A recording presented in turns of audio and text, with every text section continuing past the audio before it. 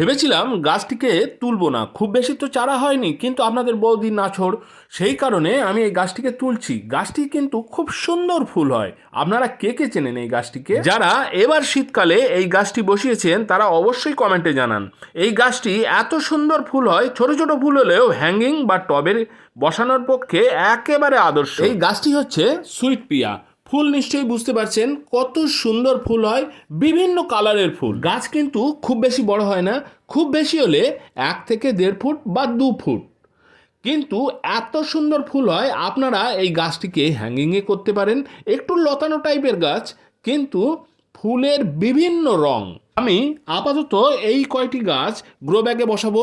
শোধন করা মাটিতেই অবশ্যই, কিন্তু আপনারা যে কোনো ফুল গাছ বলুন বা যে গাছই হোক না কেন, সে গাছ কিন্তু শোধন করা মাটিতেই বসাবেন।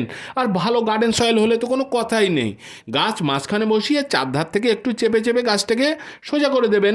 আর এই যে সুইট পিয়া গাছ, এই সুইট পিয়া গাছ একটু যদি ধরা পায়, মানে সাইড থেকে আপনি 1টি বা 2টি লাঠি পুঁতে দিন, তাহলে ও গাছটি তরতরিয়ে একটু সোজা হয়ে উঠবে। আর যদি হ্যাঙ্গিংয়ে করেন তাহলে চারধার থেকে এই ঝুলে পড়বে, খুব সুন্দর দেখাবে। গাছ লাগানোর পর তার প্রত্যেক কটা গাছে যদি একটু সাপোর্ট দিয়ে দেন তাহলে খুবই ভালো।